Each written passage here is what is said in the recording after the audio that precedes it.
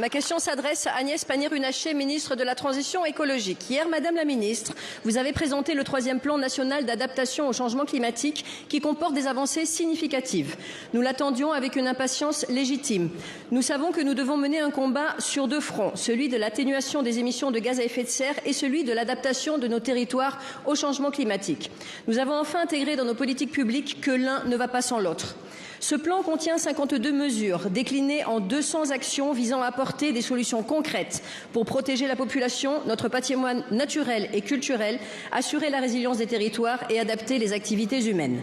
Madame la Ministre, vous êtes et nous sommes collectivement attendus pour porter des réponses à la sécheresse, aux inondations, aux feux de forêt, au retrait gonflant des argiles, à la submersion marine, à l'érosion côtière et à la perte de biodiversité. Ce plan constitue une avancée importante sur la prise en compte des défis et des enjeux de l'adaptation de notre pays aux conséquences du changement climatique. Toutefois, nous devons aller plus loin sur le financement des dispositifs. Je ne prendrai qu'un seul exemple, que je connais bien en tant que présidente du Comité national du trait de côte, celui de l'absence de crédits pérennes pour l'adaptation de nos territoires littoraux face à l'érosion côtière. Nous n'avancerons pas sans la création d'un fonds érosion côtière. Nous n'avancerons pas sans la mobilisation de la solidarité nationale. Nous n'avancerons pas sans la contribution des plateformes touristiques de courte durée qui profitent allègrement de l'attraction de nos bords de mer. Je vous affirme que les élus littoraux de l'Hexagone, de la Corse et des Outre-mer, engagés dans des projets de protection, de renaturation et de recomposition spatiale, arrivent au bout de leurs propres moyens.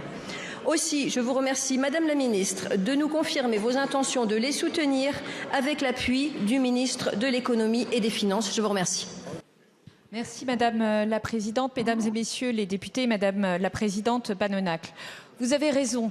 S'adapter, ce n'est pas renoncer. Face au changement climatique, je refuse la fatalité. C'est pour cela que je veux mener de front la baisse de nos émissions de gaz à effet de serre et la protection de nos territoires et de nos concitoyens face à l'impact du dérèglement climatique.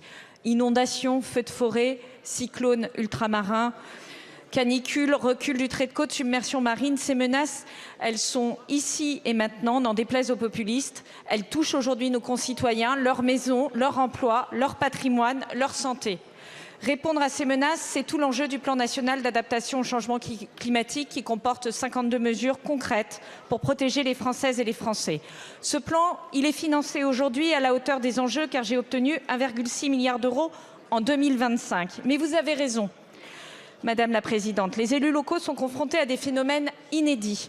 Ils ont besoin de soutien et ils ont surtout besoin de visibilité dans la durée. Et à ce titre, je veux souligner la qualité de la mobilisation du Comité national du trait de côte qui réunit des élus locaux, mais aussi des représentants des acteurs économiques des littoraux. Ce comité a fait des propositions très claires pour financer de manière pluriannuelle les investissements d'adaptation nécessaires et ce, sans dégrader nos finances publiques. Je le dis car c'est important dans la situation actuelle.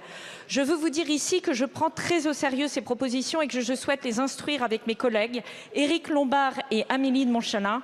Vous l'avez dit, le Sénat comme l'Assemblée nationale ont voté la création d'un fonds érosion côtière dans la préparation du projet de loi de finances 2025. Ce fonds n'a pas pu aboutir, mais il aurait vocation à trouver sa place en 2026, dès lors qu'il répond à notre situation de finances publiques et qu'on arrive à mobiliser des financements innovants comme vous le proposez. Merci beaucoup Madame la Ministre. Madame la députée. Merci Madame la Ministre et l'ensemble des parlementaires sera bien évidemment aussi au rendez-vous pour le PLF de 2026.